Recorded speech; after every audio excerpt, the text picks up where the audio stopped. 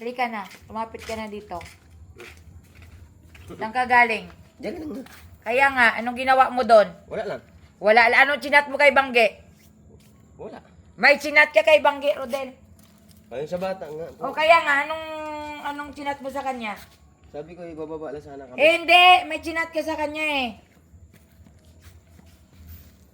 Basta yung sinabi ko lang. Kaya yung, nga, paano mo nga siya chinat? Ano nga ang chat mo sa kanya?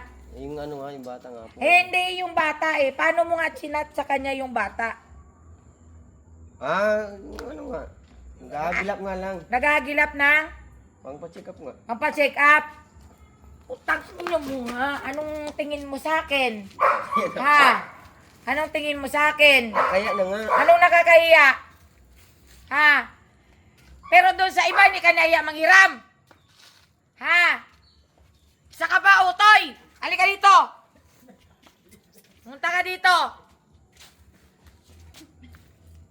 Saan ka kumuha ng pambayad ng asa mo? Kanina? Ano po, sahod? Sigurado ka? Opo. Halika nga dito, Rodel. Gigigil ako sa'yo eh. Bakit ba? Halika dito, utoy. Maliwanag na ang usapan to. Kung mga ganyan lang naman, Del, sabihan mo naman yung muna ako. Eh baka naman kaya naman natin gawan ng paraan. Ito naman, para naman tong ano eh. Kakaya na mami. Anong nakakahiya? Kakaltas ko sa sahod nyo yan. Marami Wala Ano akala mo? Pre, pagkakaltas pwede. Oh, Oo. ano? Hindi ako. Ikaw naman para kang gago eh. Pag mga ganyan, Del, mga kailangan nyo yan, pwede nyo naman gawa ng paraan yan. Pero kung alam nyo, pwede nyo naman akong kausapin, kausapin nyo na muna ako. Ito naman, para naman tong... nakahagilap ka! O, kita mo na, sa akin ka pa rin bumalik. Wala nga eh. Buang-buang. O, di dapat kanina mo pa napacheck up ng umaga yung anak mo. Yung suka tae yata yun, Mi. Pag na-dehydrate yung anak mo, Rodela, bukas ng umaga dalhin mo na ng anggat yun, ha?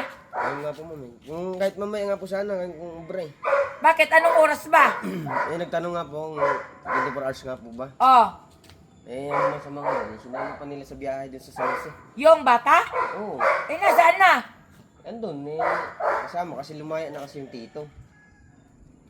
Ibig sabihin, wala din yung bata dyan. Kaya nga, sinama ka nila, kaya nagalit na yung mga nanay at saka tatay. Yung lolo at lola.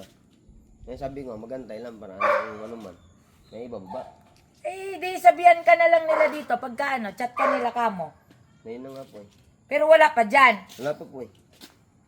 Ikaw naman, saan ka naman ang asa mo? Ang aga-aga pinuntahan kita dun sa bahay nyo, wala ka. Umaga po kayo umalis eh. Ang kukulit nyo, ha? Last mo na yan, Rodela. Bakit ma'am?